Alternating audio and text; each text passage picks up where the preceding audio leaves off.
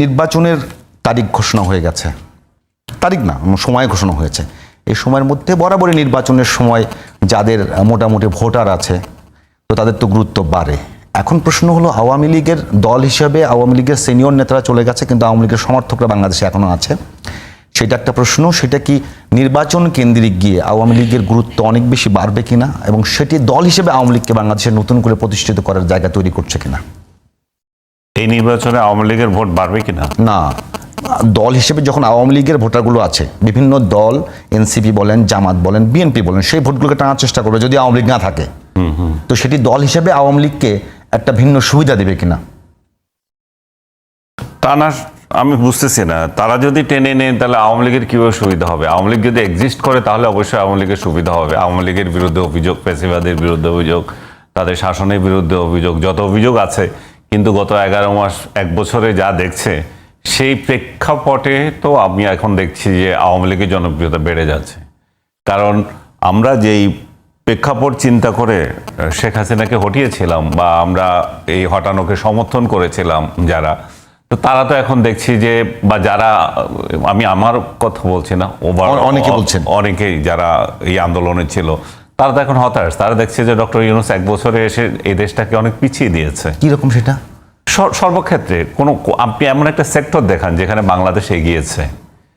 যখন বাংলাদেশ কোনো একটা সেক্টরে আগায় নাই, যখন সারা দেশে হানাহানি, যখন আমাদের হিংসা বিদ্বেষ বেড়ে গেছে, আমাদের দেশে নয় শুধু বিদেশে পর্যন্ত বাঙালিরা একজন আরেকজনকে দৌড়াচ্ছে, পিটাচ্ছে। আনিস ভাই, এটা কি একটা অভ্যুত্থান পরবর্তী দেশ বা সমাজে এই ধরনের সিমটম কি স্বাভাবিক নয়?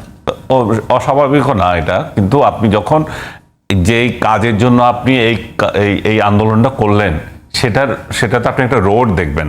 এই রোডে কি আছে? রোডে তো আমরা ভালো কিছু দেখছি না, আমরা দেখছি যে পিছিয়ে যাচ্ছি। আমরা যদি দেখতাম যে একটা স্বৈরাচারকে হটিয়ে আমরা নতুন ব্যবস্থা তৈরি করছি, আমাদের উন্নতির দিকে যাচ্ছি, যখন সেটা হয় নাই তখনই হতাশা আসছে। তখনই বলা হচ্ছে যে পেছনে যে স্বৈরাচার ছিল সে আসলে স্বৈরাচার না, সে এর থেকে বেটার ছিল এবং তার গুণাবলীর থেকে বেটার ছিল। আপনাকে যদি একটু অ্যাড করি, এখন মানে আপনি সিনিয়র সাংবাদিক, আপনি আওয়ামী লীগের পুরো সময়টা দেখেছেন, আপনি আমাদের বড় ভাই, একটা বিষয় করবেন যে আওয়ামী লীগ সরকারের সময় যেভাবে গুম হয়েছে, খুন হয়েছে, বিচার বহির্ভূত হত্যাকাণ্ড হয়েছে, এবং সেটিকে একটা ফরম্যাটের মধ্যে নেওয়া হয়েছে।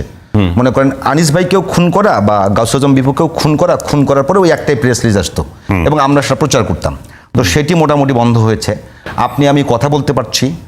আর এখন হলো একটা অভ্যুত্থান পরবর্তী দেশে যে সিস্টেম দাঁড়ানোর কথা, অভ্যুত্থানের দায় মানে অর্জন সবাই নিতে চায়।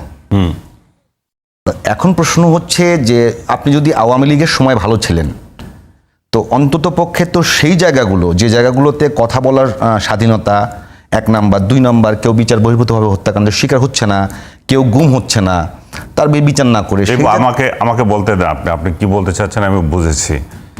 আমার কথা আপনি বলতে চাচ্ছেন যে আমরা এই 1 বছরে আমাদের কি পরিবর্তন হচ্ছে সেটা আমি দেখাতে চাচ্ছি। 1 বছর আমরা অগ্রগতি কতটুকু হয়েছে, আমি যেটা দেখছি যে অগ্রগতি আমাদের শূন্য। আমরা যেখানে আপনি যেগুলোতে রেফারেন্স দিচ্ছেন সেটাতে আসতেছি, আমরা দেখছি আমাদের অর্থনীতি, আমাদের সমাজ এবং আমাদের শিক্ষা, আমাদের আইন শৃঙ্খলা চরম অবনতি হয়েছে।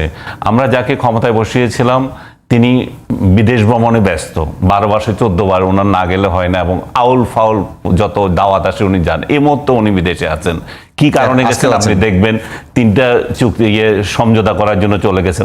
ওনার মতো দেশের যখন এই অবস্থা, ওনার তো বিদেশ ভ্রমণ এখন জরুরি হয় নাই। যাই হোক, এটা একটা উদাহরণ ওনার মেন্টালিটি আমি বোঝানোর জন্য। উনি এটা এনজয় করতে এসেছেন, কিন্তু আমাদের এনজয় না তো। আমরা একটা স্বৈরাচারকে হটিয়ে আমরা কোথায় যাব সেই টার্গেট ঠিক করতে হবে। আমাদের কোনো টার্গেট ঠিক হয় নাই, আমরা সংস্কার করছি, কিন্তু বাস্তবে আমাদের কিছুই হয় নাই। আমরা আপনি যে উদাহরণগুলো দিচ্ছেন, আমরা বাক স্বাধীনতা পেয়েছি, আমি ব্যক্তিগতভাবে আমার বাক স্বাধীনতা আগেও বা হয় না, এখন অভাব নাই, কিন্তু সাধারণ মানুষ কি কথা বলতে পারছে? সাধারণ মানুষ কি তার মত প্রকাশ করতে পারছে? সেটা আপনি দেখতে হবে। সংবাদপত্র কি মত প্রকাশ করতে পারছে? আপনি ব্যক্তিগতভাবে আপনি হয়তো মত প্রকাশ করতে পারছেন, কিন্তু সব নিউজ কি আপনি করতে পারছেন? আমি তো দেখছি যে এখানে হুমকি কম নয়।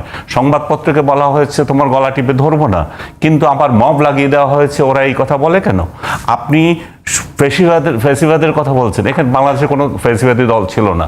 আপনি ফ্যাসিবাদ যদি রেফারেন্স দিতে চান, এখানে কোনো ফ্যাসিবাদী নাই, কিন্তু যে কার্যক্রমগুলো হচ্ছে একটার পর একটা, তাহলে কে বড় ফেসিবাদী সেটাই আগামীতে নির্ধারণ করার জন্য এখন ইয়ে হয়ে গেছে। ডক্টর ইউনূস যেখানে আমাদের সমাজকে ঐক্যবদ্ধ করার কথা ছিল, যেখানে আমাদের ওনার উপর আমরা এত ভরসা করেছি যে আমরা বাংলাদেশ সারা বিশ্বে আমাদের নাম করবে, সেখানে আজকে বাংলাদেশের ভিসা ইয়ে দেয় না অনেক দেশ, মানে কাউন্ট করছে না। আমি আমার নিজের উদাহরণ দেব না, একটা বাংলাদেশের একটা ভ্রমণ করে একটা ছেলে নাদির দা গো, এই জাতীয় নাম, নাদির সে সারা ওয়ার্ল্ডে ঘুরে বেড়ায়। হ্যাঁ, হ্যাঁ। তার মতো একটা ছেলেকে ভিসা দিচ্ছে না, 5-6টা দেশে সে ভিসা রিজেক্টেড হয়েছে, সে দুঃখ প্রকাশ করছে। সো বাংলাদেশের ভিসার দাম কোথায় গেছে বাংলাদেশের শ্রমিকরা জানে, বাংলাদেশের যারা ভিসা নিতে চায় সেটা জানে। তো আমরা এরকম একটা ইন্টারন্যাশনাল ব্যক্তিত্বকে আমাদের সোসাইটিতে বসে আমাদের কী লাভ হলো? আমরা এখন বলা হচ্ছে 15ই আগস্টে কেউ কথা বলতে পারবে না, 15ই আগস্টে কোনো কর্মসূচি নেওয়া যাবে না। কেন? 15ই আগস্ট আপনি এই ইতিহাস থেকে বাদ দিয়ে দিয়েছেন, আপনার সরকারি কর্মসূচি থেকে বাদ দিয়ে দিয়েছেন। কেউ যদি ব্যক্তিগতভাবে 15 আগস্ট শোক পালন করে, আপনার কি মাথা ব্যথা? আপনি কি কারণে 15 আগস্ট শোক পালন করতে পারবে না? 15 আগস্টের সঙ্গে বাংলাদেশের কি সম্পর্ক? বাংলাদেশ আপনার সরকারের কি সমস্যা হয়ে যাচ্ছে? সো আপনি এখানে আপনি ফেসিবাদ তো আপনি কায়েম করছেন, মত প্রকাশের স্বাধীনতা আপনি দিচ্ছেন। আপনি আওয়ামী লীগকে নিষিদ্ধ করেছেন বা আপনি তার কার্যক্রম নিষেধ করেছেন। সে যদি গ্যাদারিং করে কোথাও যে কর্মসূচি করে, সেটা আপনি বাধা দিতে পারেন, কিন্তু 15ই আগস্ট পালন করা যাবে না, কেউ শোক করতে পারবে না, সেটা তো ফেসিবাদ কি? এটা তো ফেসিবাদের উপরে কিছু। এরকম যদি হতো যে তাহলে জিয়াউর রহমানের শোক দিবসে আওয়ামী লীগ নিষিদ্ধ করতে পারতো যে তোমরা খিচুড়ি বিচরণ করতে পারবে না, তোমরা ফুলের মালা দিতে পারবে না, তাহলে আরেক দল সরকার আসবে, তারা বল আরেকটা ইম্পোজ করবে, তাহলে আমাদের মত প্রকাশ, আমাদের ব্যক্তি স্বাধীনতা সবগুলোই খর্ব হয়ে যাচ্ছে। আমরা যেখানে যাওয়ার কথা যে আশা করেছিলাম, উনি আমাদের সেটা দিচ্ছেন না। উনি বিদেশিদের কাছে লিজ দেওয়ার জন্য পাগল হয়ে গেছেন। একবার ঢাকা এয়ারপোর্ট দিতে হবে, একবার চিটাগং পোর্ট দিতে হবে, একবার করিডোর দিতে হবে, ওনার স্বার্থ। এবং তাহলে আনিস ভাই, আমরা কি একটা জায়গায় আসতে হবে? আপনি বলছেন যে আওয়ামী লীগ আসলে ফেসিবাদী ব্যবস্থা কায়েম করেনি। ফেসিবাদী যেই অর্থে ফেসিবাদ এসেছে, সেই অর্থে ফেসিবাদ স্বৈরাচারী আচরণ করেছে, তাদের কর্তৃত্ববাদী শাসন ছিল। এখন যে ব্যবস্থা চলছে, সেই ব্যবস্থা এক প্রকার ফেসিবাদের মতোই হচ্ছে। না, এটাও ফেসিবাদ না। আপনি যদি করেন যে ওইটা ফেসিবাদ, তাহলে এটাও